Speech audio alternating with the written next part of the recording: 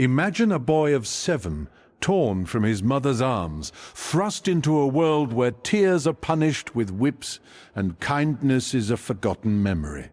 Imagine him marched into the mountains, stripped of his clothes, given only a thin cloak to wear through the freezing winters and the scorching summers.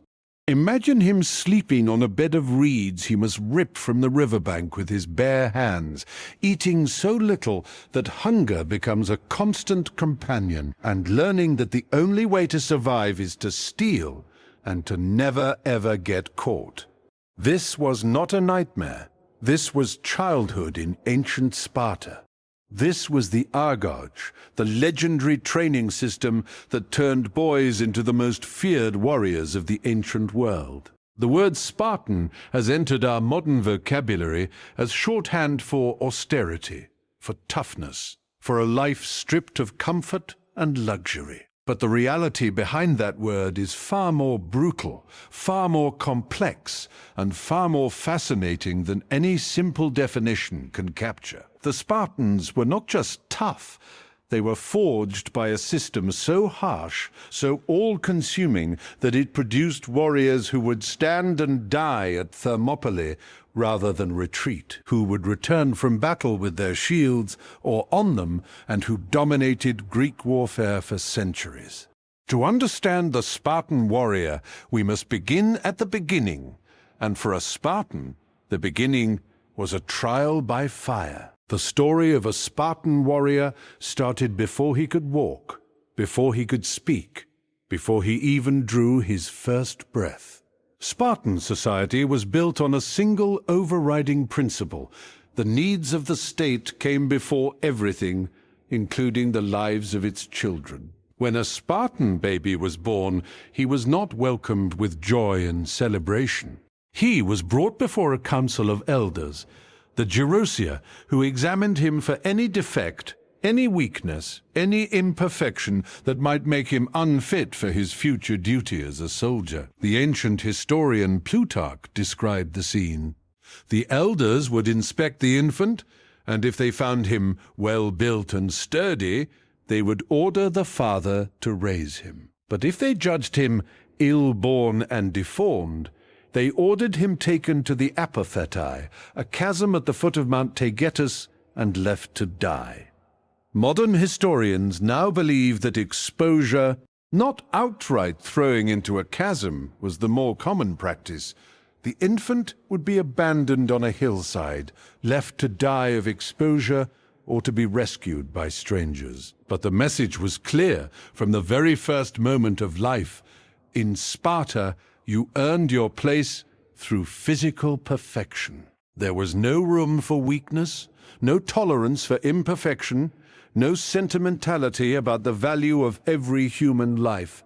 A Spartan baby had to prove his fitness simply by being born. Those who passed this first test faced another ordeal immediately. To test their constitutions, Spartan infants were often bathed in wine instead of water, a practice that seems bizarre to modern eyes, but was believed to strengthen the child and test its resilience. They were frequently ignored when they cried, left to learn that their distress would not bring comfort.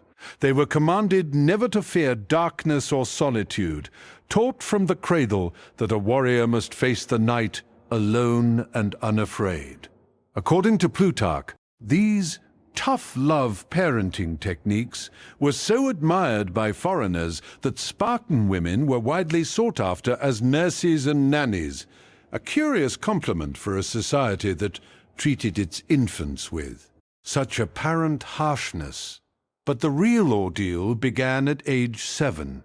That was the year when a Spartan boy was taken from his family forever. He would never again live in his parents' home, never again know the comfort of a mother's embrace, never again experience the private life of a child.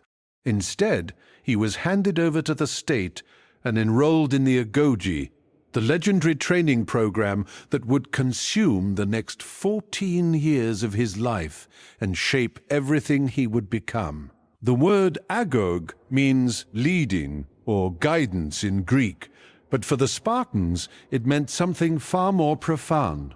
It was a system designed to break a boy down and rebuild him as a soldier, to strip away his individuality and replace it with an unshakable loyalty to Sparta, to harden his body until it could endure anything, and his mind until it feared nothing.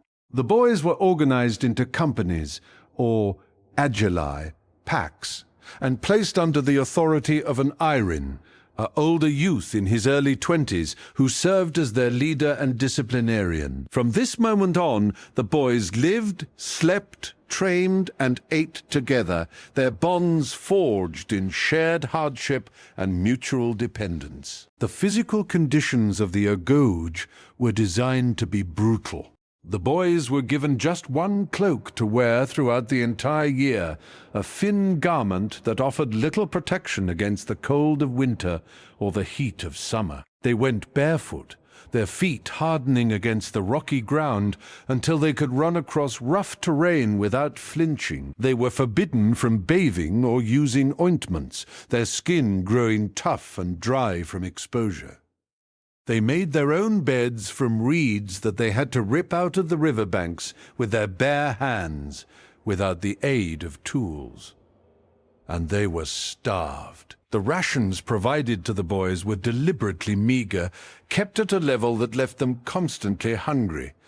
But this hunger served a purpose beyond mere toughening. The boys were encouraged, indeed expected, to steal food to supplement their diets. They would sneak into gardens, slip past guards, pilfer from stalls, all in the pursuit of a few extra mouthfuls. But if they were caught, they were brutally flogged. The punishment was not for stealing. Stealing was the point, but for getting caught. As the historian Xenophon explained, this system was designed to make the boys more resourceful in getting supplies and better fighting men. A soldier in enemy territory might need to live off the land, to scavenge and steal without detection. The agoge taught this lesson through the most direct possible method. Learn to steal perfectly, or suffer the consequences. The beatings were not reserved for failed thieves alone.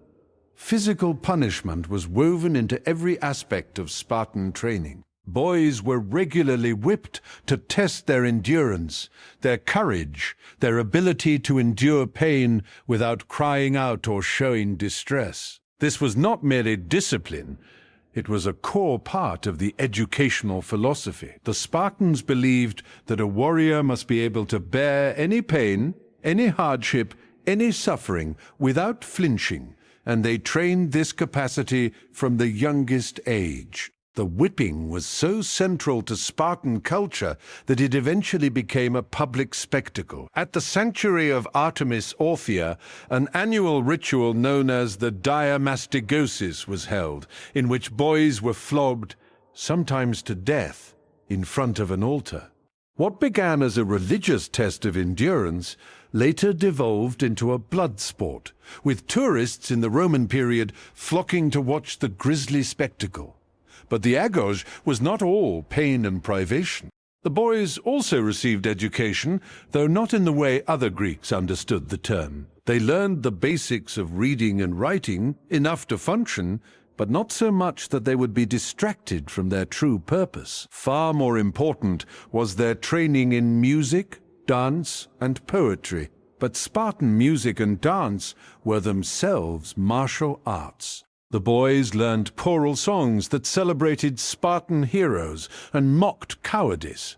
They performed war dances that rehearsed the movements of battle. They were taught to speak in the famous Spartan style, laconic, witty, cutting, learning to deliver brief, devastating phrases that could demoralize an enemy as effectively as any weapon. And they fought. The boys were constantly encouraged to compete, to wrestle, to engage in mock battles that were often indistinguishable from real ones. One particularly brutal contest involved two teams trying to drive each other off a small island by any means necessary. Pushing, kicking, biting, gouging, all were permitted. These were not games.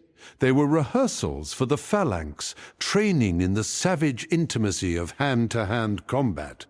At around age 12, a boy entered a new phase of his training. He was now a paidiskos, an adolescent, and his relationship with the older warriors deepened. It was at this age that a boy would typically be taken under the wing of an adult Spartan warrior, an Erastes, who would serve as his mentor, role model, and sponsor. This relationship was institutionalized and, in the broader context of Greek culture, often had a pederastic element, though Spartan sources themselves are ambiguous on this point. Xenophon, a great admirer of Sparta, insisted that the laws of Lycurgus strictly prohibited sexual relationships between the older and younger warriors, while Plutarch implied they were accepted. Whatever the physical nature of the bond, its purpose was clear.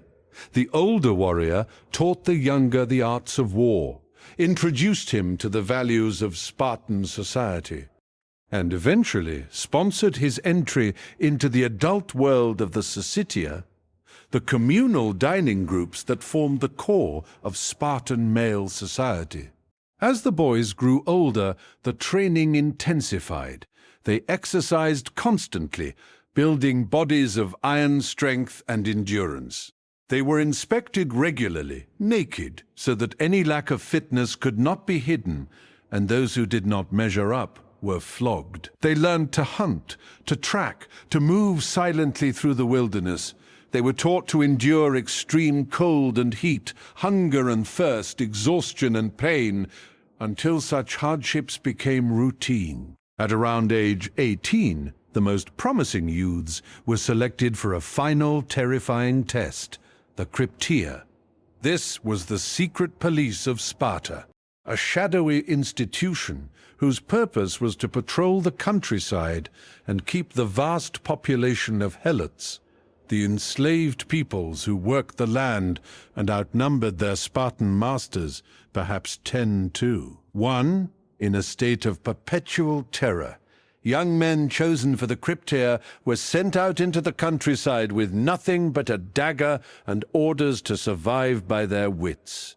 They moved by night, hid by day, and were authorized to kill any helot they deemed dangerous, or simply any helot they encountered, as a way of reminding the enslaved population that death could come at any moment from the shadows. It was a brutal education in stealth, violence, and the merciless maintenance of power. By age 20, a young Spartan graduated from the paidiskoi and became an iren, a young adult now eligible for military service and able to vote in the assembly, but he was not yet a full citizen. That status came only at age 30, after a decade more of service, training, and proving himself worthy of the Syssitia. And even then, his life remained one of discipline and duty. He continued to live in the barracks until age 30, forbidden from setting up a household with his wife, even if he married younger. He continued to train, to exercise, to drill every single day. He continued to eat at the communal mess, consuming the famously sparse Spartan fare, the infamous black broth made from pork, blood, and vinegar, which other Greeks found nearly inedible. And he remained on active military duty until age 60, ready at any moment to march to war. The purpose of this entire system was not merely to produce skilled fighters. It was to produce a particular kind of human being, one who placed the state above self, duty above comfort, honor above life itself. The Spartans called themselves the homoi, the equals, and in theory, every full Spartan citizen was equal to every other. They all underwent the same training, ate the same food, wore the same simple clothing, lived by the same iron rules. Individuality was suppressed, even punished. A Spartan who stood out too much, who grew too wealthy or too powerful, risked being ostracized. A Spartan who showed cowardice in battle was labeled a trembler, and subjected to a life of public humiliation, forced to wear distinctive clothing, shunned by his peers, denied marriage, and effectively stripped of his citizenship. This collective identity was reinforced constantly. Spartan boys were taught to revere their elders, to obey without question, to value the good of the group above their own. They learned that a warrior's greatest honor was to die in battle. So much so that only two categories of people were permitted to have their names inscribed on tombstones: men who fell in combat and women who died in childbirth. Both had given their lives for Sparta in the most direct possible way. And what of the women? In most Greek cities, women were secluded, silent, and subordinate. In Sparta, they were something else entirely. Because men were constantly away at war or living in the barracks, Spartan women enjoyed freedoms unparalleled in the ancient Greek world. They could own land, manage property, and speak their minds in public. They received a rigorous physical education of their own, practicing gymnastics, running, wrestling, and throwing the javelin and discus. They competed in athletic contests, often naked like the men, their bodies honed for their own essential purpose, bearing strong children who would become strong warriors. Spartan women were famous for their beauty, their independence, and their fierce patriotism. They were the ones who sent their sons off to war with the most famous parting words in history: "Return with your shield or on it." Do your duty, they meant. Come home victorious or come home dead. Anything less was unacceptable. The result of this 1,000-year experiment in state-sponsored eugenics and military training was the most formidable army in ancient Greece. At the Battle of Thermopylae in 480 BCE, a small force of perhaps 7,000 Greeks, including 300 Spartans, held a narrow pass against a Persian army numbered in the hundreds of thousands. For 3 days they fought, until a traitor showed the Persians a mountain path that allowed them to surround the Greek position. Most of the Greek allies withdrew, but the Spartans, alongside a few hundred Thespians and Thebans, stayed. They knew they would die, but they stayed because Spartan law forbade retreat. They fought to the last man, their king Leonidas falling among them, their bodies finally overwhelmed by arrows, fighting with what they had left, as Herodotus wrote, using their hands and their teeth. Thermopylae was a defeat, but it was also the moment that cemented the Spartan legend forever. The image of those 300 warriors standing firm against impossible odds, refusing to yield even in the face of certain death, became the defining symbol of Spartan courage. It was not the only Spartan victory. They had many, from Plataea to the long, grinding defeat of Athens in the Peloponnesian War, but it was the one that captured the imagination of the world then and now. Yet for all their fearsome reputation, the Spartans were not invincible. Their system, so effective at producing warriors, had fatal flaws. Because only full Spartan citizens, the Spartiates, could serve as the core of the army, and because the agoge was so brutal that many boys did not survive it, the number of Spartans steadily declined over the centuries. At their peak, they may have numbered 8,000 or 9,000. By the time of their final great battle at Leuctra in 371 BCE, they could field only about 700. Against them stood the Thebans, under their brilliant general Epaminondas, who had developed new tactics designed specifically to counter the Spartan phalanx. At Leuctra, the Thebans crushed the Spartan army, killing their king and nearly 400 of his warriors. It was a blow from which Sparta never recovered. The decline continued. The Thebans invaded Spartan territory and liberated Messenia, freeing the Helots whose labor had sustained the Spartan economy. Without helots to work the land, the Spartans could no longer devote themselves full-time to war. Their population continued to shrink, their influence to wane. By the Roman period, Sparta had become a tourist attraction, a living museum where visitors could watch boys being flogged at the altar of Artemis Orthia and marvel at the remnants of a once great military power. The agoge continued in some form until the 3rd century CE, but it was a shadow of its former self, a curiosity, not a crucible. And yet, the legend lived on.